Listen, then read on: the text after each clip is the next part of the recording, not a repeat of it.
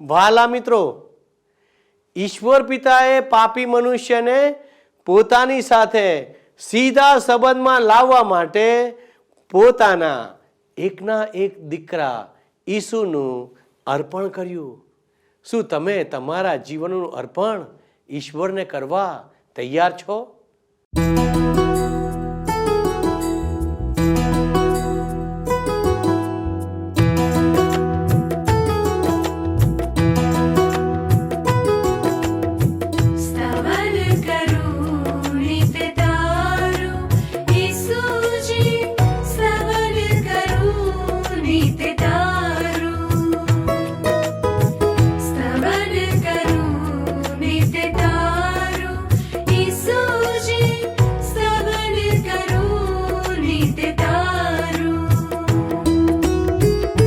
आज सवारे साद सुनी तो, आज सवारे साद सुनी तो, महिमा करूं प्रभु तारो, महिमा करूं प्रभु तारो, स्तवन करूं नित्य तारो.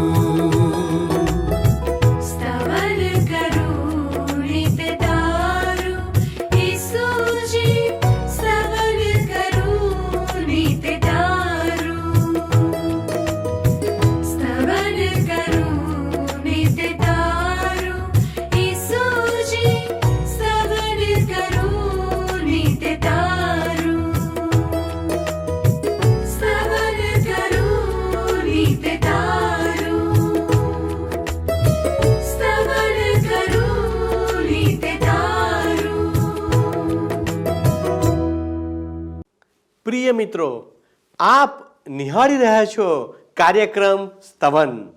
તેમાં હું આપનું હાર્દિક સ્વાગત કરું છું. આ કાર્યક્રમમાં આજે આપણે પવિત્ર ગ્રંથ બાઇબલમાંથી ગણનાના પુસ્તકમાંથી 28 અને 29મા અધ્યાયનો અભ્યાસ કરીશું. એક નવી વસ્તી ગણતરીથી સશક્ત જવાનોને યુદ્ધ માટે નક્કી કરવા દ્વારા અને યહોશુઆને તેમના સેનાપતિ તરીકે નિયુક્ત કરવા દ્વારા જ્યારે ઇઝરાયેલી પ્રજાને વચનના દેશમાં પ્રવેશ કરવા તૈયાર કરવામાં આવે છે, ત્યારે આ પ્રજાના આત્મિક જીવન માટે ઈશ્વર તેમને નિયમો આપે છે. આ અધ્યાયો ઈશ્વરને કરવામાં આવતા અર્પણો ઉપર ભાર મૂકે છે, જેમ કે નિત્યના અર્પણો, સાબાત દિવસના અર્પણો, દરેક મહિનાની શરૂઆતના દિવસના અર્પણો, બીજા પવિત્ર દિવસોએ અથવા પ્રસંગોએ કરવામાં આવતા અર્પણો વગેરે વગેરે.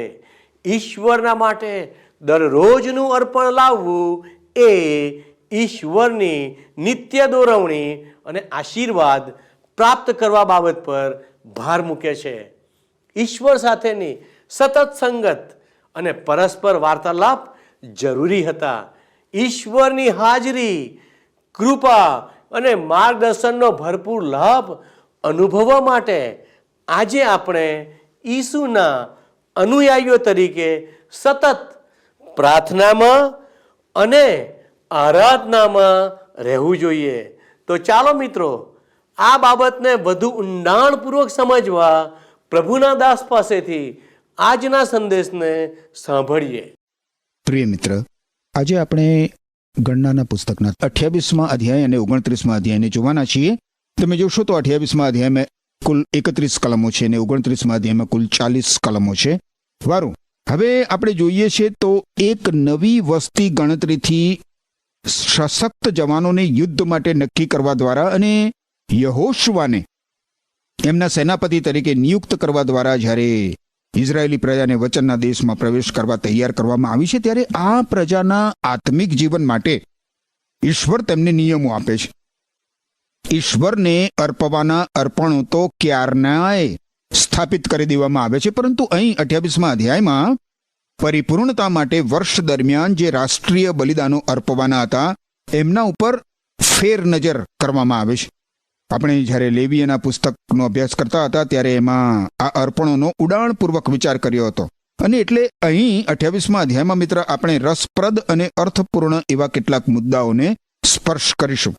હવે આ અર્પણોની બારીકમાં બારીક બાબતોના વિવરણ પાછળ ઈશ્વરે શા માટે આટલો બધો સમય વ્યસ્ત કર્યો હશે? આપણને આ બધું વિવરણ કદાચ કંટાળાજનક લાગે. આજે આપણને એવું લાગે કારણ કે આપણે એવા લોહિયાળ અર્પણો કરવા પડતા નથી. કદાચ એ અર્પણો ઇઝરાયેલી પ્રજાને પણ કંટાળાજનક લાગતા હોય. ઈશ્વરને અર્પવાના અર્પણોમાંની વિધિઓ કેટલી ઝીણવટભરી અને ચોકસાઈવાળી હતી એ જોઈને મારા મનમાં અહોભાવ ઉત્પન્ન થાય છે. એ અર્પણોમાં આટલી બધી ઝીણવટભરી વિગતો શા માટે છે? એનું કારણ એટલું તો અદ્ભુત છે મિત્ર કે હું ઈચ્છું છું કે તમે એ જાણવાનું ચૂકી ના જાઓ. એ તો ખરેખર પ્રભુ ઈસુ ખ્રિસ્તનું મૂલ્ય છે. પ્રભુ ઈસુ ખ્રિસ્તનું મૂલ્ય એમાં સૂચવે છે, જે અહીં આપણા ધ્યાન ઉપર લાવવામાં આવે છે. ખરેખર તો સતત ધ્યાન પર આવતું પ્રભુ ઈસુ ખ્રિસ્તનું મૂલ્ય. 28મા અધ્યાયની પહેલી 2 કલમ હવે તમે મારી સાથે સાથે જુઓ. ગણનાનું પુસ્તક 28મો અધ્યાય. અહીં લખવામાં આવ્યું છે, અને યહોવાએ મૂસાને કહ્યું, ઇસ્રાયેલ પુત્રોને આજ્ઞા કરીને તેઓને કહે કે મારું અર્પણ એટલે મારે સારું સુવાસિત હોમ યજ્ઞને સારું મારું અન્ન તમે સંભાળીને તેમને યોગ્ય સમયે મને ચઢાવો. હવે અહીંયા જે બાબત પર ભાર મૂકવામાં આવ્યો છે એ જરા ધ્યાનમાં લો મિત્ર. ઈશ્વર કહે છે મારું અર્પણ, મારે સારું, મારું અન્ન મને ચડાવો. તમને મિત્ર લેવીયના પુસ્તકમાંથી યાદ જરૂર હશે જ કે અર્પણ 2 પ્રકારના હતા. 5 અર્પણોમાંના 3 સુવાસિત અર્પણો હતા અને બાકીના 2 સુવાસિત અર્પણો નહોતા. હવે સુવાસિત અર્પણો એ તો પ્રભુ ઈસુ ખ્રિસ્તનું વ્યક્તિત્વ પ્રદર્શિત કરે છે, અને સુવાસિત નહીં એવા અર્પણો મારા અને તમારા ઉદ્ધાર માટે પ્રભુ ઈસુ ખ્રિસ્તે જે કાર્ય કર્યું એ પ્રદર્શિત કરે છે. હવે આપણે જોઈએ છીએ તો અહીંયા ઈશ્વર સુવાસિત અર્પણોની વાત કરે છે અને એ તમને મારા અર્પણો કહે છે.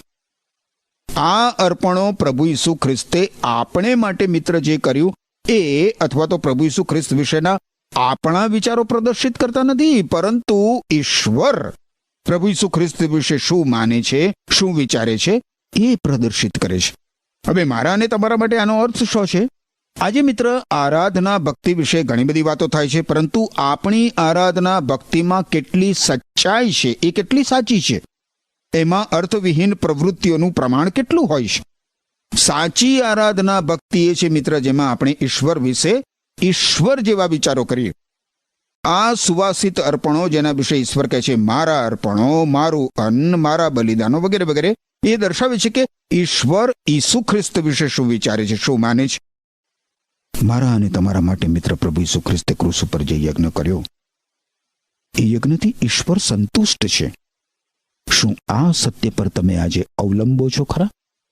માનવીને પ્રભુ ઈસુ ખ્રિસ્તનું આમંત્રણ માથી અનુસાર શુભ સંદેશમાં નોંધવામાં આવ્યું છે 11મા અધ્યાયની 28મી કલમમાં કે ઓ સખત મજૂરી કરનારાઓ અને બોજ ઊંચકનારાઓ, તમે બધા મારી પાસે આવો અને હું તમને આરામ આપીશ.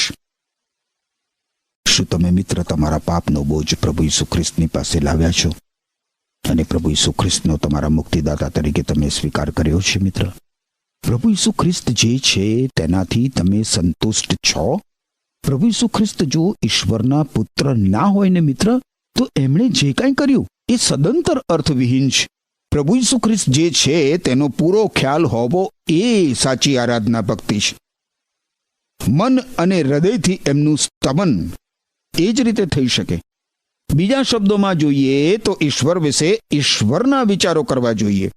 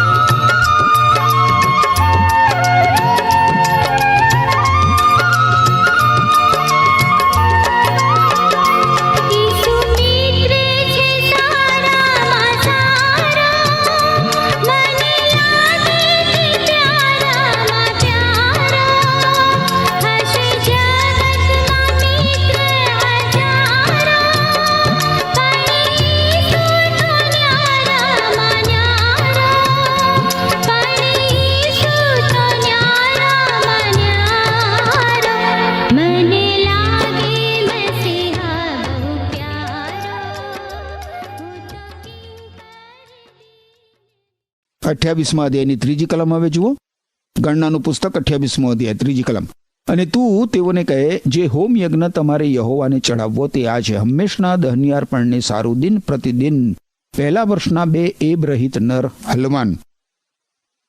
પ્રભુ ઈસુ ખ્રિસ્તના વ્યક્તિત્વને પ્રદર્શિત કરતું એ દહન અર્પણ સંપૂર્ણ ભસ્મ થઈને ધુમાડો બનીને ઉપર જતું રહેતું હતું મિત્ર. એ બધું ઈશ્વર તરફ ઊંચે ચડતું હતું. આ બલિદાનનું એ જ મહાત્મ્ય છે. આપણે 29મા અધ્યાયમાં આવીશું ને ત્યારે આપણે જોઈ શકીશું મિત્ર કે એમાં અર્પણોના નિયમો ચાલુ રહેશે. ઈશ્વર ઈચ્છતા હતા કે એમના લોક આ પર્વોના અદ્ભુત મહાન પવિત્ર દિવસોમાં એમની પાસે આનંદ સહિત આવે. એકમાત્ર અપવાદ પ્રાયશ્ચિતનો દિવસ હતો.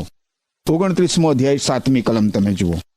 ગણનાનું પુસ્તક 29મો અધ્યાય 7મી કલમ. અને એ જ 7મા માસને 10મે દિવસે તમે પવિત્ર મેળાવડો કરો અને તમે આત્મકષ્ટ કરો, કોઈ પણ જાતનું કામ ન કરો. આ લેવીયના પુસ્તકમાં આપવામાં આવેલા નિયમનું પુનરાવર્તન છે મિત્ર. લેવીયનું પુસ્તક 23મો અધ્યાય 27મી કલમ તમે જુઓ તો લખ્યું છે કે આ 7મા માસનો 10મો દિવસ પ્રાયશ્ચિતનો દિવસ છે. એ દિવસે તમારે પવિત્ર મેળાવડો કરો ને તમારે આત્મકષ્ટ કરવું અને તમારે યહોવાને હોમ યજ્ઞ ચડાવવો. હવે મિત્ર ગણનાના પુસ્તકના 29મા અધ્યાયનો અંત માડવા પર્વ માટેના અર્પણો અંગેના નિયમથી થાય છે. આ અધ્યાયમાં આપણે જોઈએ છીએ તો ઇઝરાયેલી પ્રજાના પાપો અને ઉલ્લંઘનો માટેના અર્પણો રજૂ કરવામાં આવે છે, પરંતુ હંમેશા આની સાથે દહનાર્પણ રજૂ થતું જ રહે છે. ગણનાના 28મા અને 29મા અધ્યાયોમાં આપણે માટે ઘણા અદ્ભુત પદાર્થ પાઠો સમાયેલા છે મિત્ર. હું અને તમે પાપી છીએ. તમે કદાચ જાણતા ના હો તો પણ તમે પાપી છો અને હું પણ પાપી છું. જો આપણે બાઇબલમાંના ઈશ્વરના પવિત્ર વચનો તરફ પૂરતું ધ્યાન આપીએ મિત્ર, તો આપણને જણાશે કે આપણે પાપી છીએ અને આપણને આપણા દુષ્કર્મોના બંધનોમાંથી, આપણા પાપોની શિક્ષામાંથી ઉગારનાર ઉદ્ધારકની જરૂર છે. આપણને ઈસુ ખ્રિસ્તની જરૂર છે. ખ્રિસ્તનો શું અર્થ થાય છે? ખ્રિસ્ત એટલે મુક્તિદાતા, ઉદ્ધારક. આપણને એવા ઉદ્ધારકની જરૂર છે જેણે આપણા વતી આપણા પાપોનો દંડ ભરપાઈ કરવા મૃત્યુ સહન કર્યું હોય. અને બાઇબલમાં તમે જુઓ નવા કરારના વિભાગમાં તો રોમન લોકોને લખેલા પત્રના 3જા અધ્યાયની 25મી કલમમાં લખવામાં આવ્યું છે કે ઈશ્વરે ઈસુ ખ્રિસ્તને બલિદાન થવા અર્પ્યા. ઈસુ ખ્રિસ્તના મરણ દ્વારા ઈશ્વરનો માણસના પાપની વિરુદ્ધનો કોપ દૂર થાય છે અને એમ ઈસુ ખ્રિસ્ત ઉપર વિશ્વાસ કરનાર માણસોના પાપ ઈશ્વર માફ કરે છે. આમાં માણસને પોતાની સાથે સીધા સંબંધમાં લાવવાનો ઈશ્વરનો હેતુ પ્રગટ થાય છે. યાદ રાખો મિત્ર, દુનિયામાં પાપને કારણે દુઃખ પ્રવેશ પામ્યું છે. પાપને કારણે આંસુ અને હૃદય ભંગ પ્રવેશ્યા છે. ઈશ્વર પાપને ધિક્કારે છે. બાઇબલમાં જૂના કરારના વિભાગમાં નીતિવચનના પુસ્તકના 6 અધ્યાયની 16 થી 19 કલમોમાં લખવામાં આવ્યું છે કે 6 વાના યહોવા એટલે કે ઈશ્વર ધિક્કારે છે. આ 7 વાના તેને કંટાળો ઉપજાવે છે, એટલે ગર્વિષ્ઠ આંખો, જૂઠા બોલી જીભ, નિર્દોષ લોહી વેવડાવનાર હાથ, દુષ્ટ તરંગો રચનાર હૃદય, નુકસાન કરવાને દોડી જનાર જલદ પગ, અસત્ય ઉચ્ચારનાર જુઠ્ઠા અને ભાઈઓમાં કુસંપનું બીજ વાવનાર. ઈશ્વર પાપને ધિક્કારે છે મિત્ર. અને મને આનંદ છે કે ઈશ્વર પાપને ધિક્કારે છે, કારણ કે ઈશ્વર આજે પાપની વિરુદ્ધ દિશા વિહીન થયા વગર, સમાધાન કર્યા વગર, અચકાયા વગર આગળ વધી રહ્યા છે. ઈશ્વર એમના વિશ્વમાંથી પાપને સદંતર ધકેલી દેવા માંગે છે. પાપને કારણે મિત્ર, પાપને કારણે ઈશ્વર સાથેની મારી અને તમારી સંગત છીનવાઈ જાય છે. બાઇબલમાં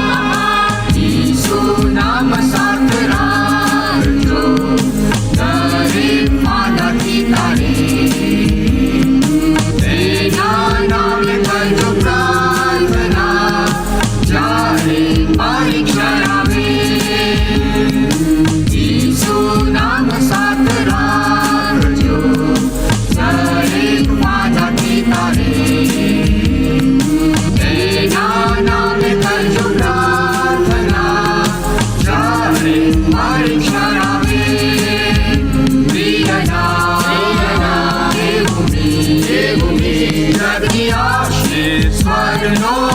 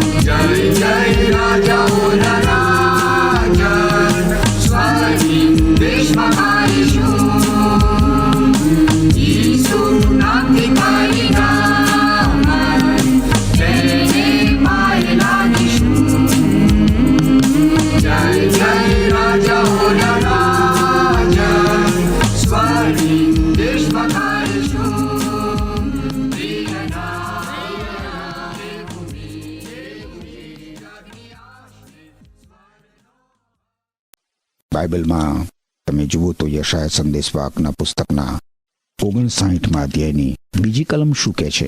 59મા અધ્યાયની બીજી કલમમાં લખ્યું છે કે તમારા અપરાધો તમારી ને તમારા ઈશ્વરની વચમાં ભિન્નતા કરતા આવ્યા છે અને તમારા પાપોએ ઈશ્વરનો મુખ તમારી તરફ એવું ફેરવી નાખ્યું છે કે ઈશ્વર તમારું સાંભળે નહીં. અને એટલે પાપ રુદન કરવાનો પ્રસંગ છે. રુદન કરવાનો પ્રસંગ. તમારા પાપ માટે છેલ્લે તમે ક્યારે રડ્યા હતા? શું તમે ઈશ્વર પાસે જઈને તમારા પાપ માટે, તમારા જીવનની નિષ્ફળતા માટે, તમારી નિસ્પૃહતા માટે અને બેદરકારી માટે રડ્યા છો? આજે ઈશ્વર સમક્ષ આ બધું કબૂલ કરવાની આપણને કેટલી તાતી જરૂર છે. ઈશ્વર કહે છે કે આપણા પાપ આપણને એમનાથી જુદા કરે છે. અને આ તો રુદનનો પ્રસંગ છે. રુદનનો, આંસુ સારવાનો. હું મારા પ્રભુને ઘણી બધી વાર નિષ્ફળ ગયો છે અને મેં એમની સમક્ષ કબૂલ પણ કર્યું છે. મારે જ્યારે ઈશ્વરની સંગતની જરૂર હતી એવા ઘણા બધા સમયે મેં મારી અને પ્રભુની વચમાં જુદી જુદી બાબતોને આવવા દીધી છે. અને સાચે જ મિત્ર, એ પ્રસંગો રુદનના પ્રસંગો હતા અને હજી આજે પણ છે.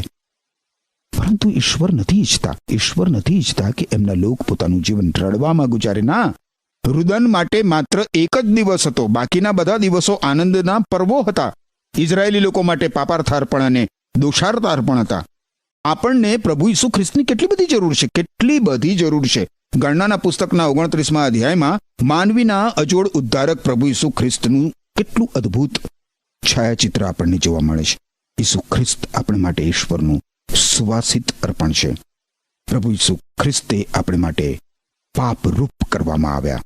પ્રભુ ઈસુ ખ્રિસ્તને યશાયા સંદેશવાહકના પુસ્તકના 53મા અધ્યાયની 6ઠી કલમ તમે જુઓ, બાઇબલમાં જૂના કરારના વિભાગમાં તો લખ્યું છે, આપણે સર્વ ઘેટાની પેઠે ભટકી ગયા છે, દરેક પોતપોતાને માર્ગે વળી ગયો છે, અને યહોવાહે, ઈશ્વરે પ્રભુ ઈસુ ખ્રિસ્ત ઉપર આપણા સર્વના પાપનો ભાર મૂક્યો છે. યશાયા સંદેશવાહકનું પુસ્તક 53મો અધ્યાય એની 12મી કલમ છે એનો ઉત્તરાર્ધ જુઓ. ત્યાં લખ્યું છે કે પ્રભુ ઈસુ ખ્રિસ્તે પોતાનો આત્મા મરણ પામતા સુધી રેડી દીધો અને તે અપરાધીઓમાં ગણાયો, પરંતુ ઈસુ ખ્રિસ્તે તો ઘણાઓના પાપ માથે લીધા અને અપરાધીઓને સારું મધ્યસ્થી કરી. એ પછી તમે બાઇબલમાં નવા કરારના વિભાગમાં કરંથવાસીઓને લખેલો બીજો પત્ર એના 5મા અધ્યાયની 21મી કલમમાં સ્પષ્ટ શબ્દોમાં કહેવામાં આવ્યું છે કે ઈસુ ખ્રિસ્ત પોતે નિષ્પાપ હતા, છતાં પણ આપણા માટે ઈશ્વરે તેમને પાપરૂપ કર્યા. જેથી ઈસુ ખ્રિસ્તની સાથેના સંબંધથી આપણે ઈશ્વરના ન્યાયીપણાના ભાગીદાર બનીએ. પ્રભુ ઈસુ ખ્રિસ્તે અહીંયા પૃથ્વી ઉપર પાપી માનવીનું સ્થાન લીધું મિત્ર, અને માનવીને ઉપર સ્વર્ગમાં પોતાનું સ્થાન આપ્યું. જો તમે મિત્ર પ્રભુ ઈસુ ખ્રિસ્તની મારફતે તમારા દુષ્કર્મોના બંધનોમાંથી, તમારા પાપોની શિક્ષામાંથી મુક્તિ પામ્યા છો, તો સ્વર્ગમાં પ્રભુ ઈસુ ખ્રિસ્તની સાથે તમારું પણ સ્થાન છે. શું તમે એ જાણો છો મિત્ર?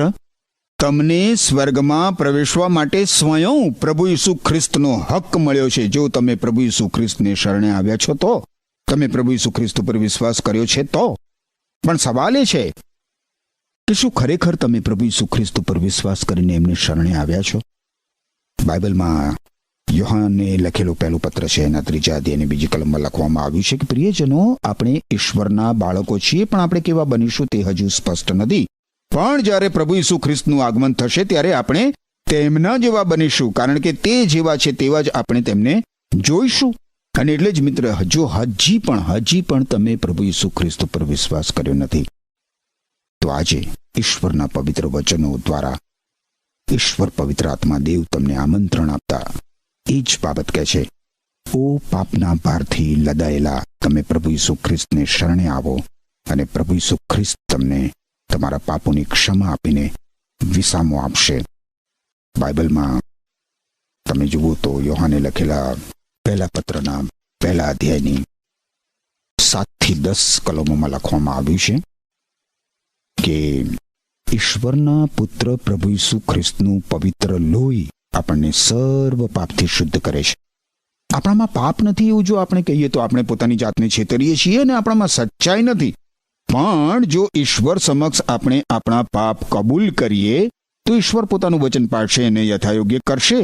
ઈશ્વર આપણા પાપની ક્ષમા આપશે અને બધા દુષ્કર્મોથી આપણને શુદ્ધ કરશે. પણ જો આપણે એવું કહીએ કે આપણે પાપ કર્યું જ નથી, તો આપણે ઈશ્વરને જુઠ્ઠા ઠરાવીએ છીએ, ઈશ્વરને. અને ઈશ્વરનું વચન આપણામાં નથી. બાઇબલમાંના ઈશ્વરના પવિત્ર વચનો આ પ્રમાણે કહે છે મિત્ર. અને બાઇબલમાંના ઈશ્વરના પવિત્ર વચનોના પ્રકાશમાં જો તમને મિત્ર સાચે જ હૃદયમાં એ અનુભૂતિ થતી હોય કે તમે પાપ કરો છો, પાપો કર્યા છે તમે, અને ઈશ્વરની દ્રષ્ટિમાં તમે પાપી છો અને તમને એક ઉદ્ધારકની જરૂર છે, તો આજે જ પ્રભુ ઈસુ ખ્રિસ્ત તમને આમંત્રણ આપતા કહે છે કે ઓ પાપના ભારથી લદાયેલા, તમે મારી પાસે આવો, હું તમને વિસામો આપીશ. આજે જ મિત્ર, અને અત્યારે જ ઈશ્વર તમને આશીષ આપો. આમેન. વહાલા દર્શક મિત્રો, તમે જોયું હશે કે ગણનાના 29મા અધ્યાયનો અંત માંડવા પર્વ માટેના અર્પણો અંગેના નિયમોથી થાય છે. આ અધ્યાયમાં ઇઝરાયેલી પ્રજાના પાપો અને ઉલ્લંઘનો માટેના અર્પણો રજૂ કરવામાં આવ્યા છે. ઈશ્વરે ઈસુને બલિદાન થવા અર્પ્યા. તેમના મરણ દ્વારા ઈશ્વરનો પાપની વિરુદ્ધનો કોપ દૂર થાય છે, અને એમ ઈસુ પર વિશ્વાસ કરનાર માણસોના પાપ ઈશ્વર માફ કરે છે. ઈશ્વરનો હેતુ માણસને પોતાની સાથે સીધા સંબંધમાં લાવવાનો છે, તે પ્રગટ થાય છે. ઈશ્વર કહે છે કે આપણા પાપ આપણને તેમનાથી જુદા કરે છે. ગણનાના 29મા અધ્યાયમાં માનવીના અજોડ ઉદ્ધારક પ્રભુ ઈસુ ખ્રિસ્તનું છાયાચિત્ર જોવા મળે છે. વહાલા દર્શક મિત્રો, જેમ પ્રભુ ઈસુ ખ્રિસ્ત આપણે માટે ઈશ્વરનું સુવાસિત અર્પણ બન્યા, તેમ આજે આપણે આપણા જીવનનું સમર્પણ ઈશ્વરને કરીએ છીએ? જો હા, તો મિત્રો આપણે ઈસુના બલિદાનને સમજવા અને સ્વીકારવા માટે પોતાને સમર્પિત કરીએ, જેથી ઈશ્વરની પ્રતિજ્ઞા અનુસાર આપણે અનંતકાલિક જીવનના સહભાગી બની શકીએ. આ બાબત આપને સમજવા ઈશ્વર મદદ કરે. આમેન. શું તમને આ કાર્યક્રમ ગમ્યો? અત્યારે જ અમને મિસ કોલ કરો.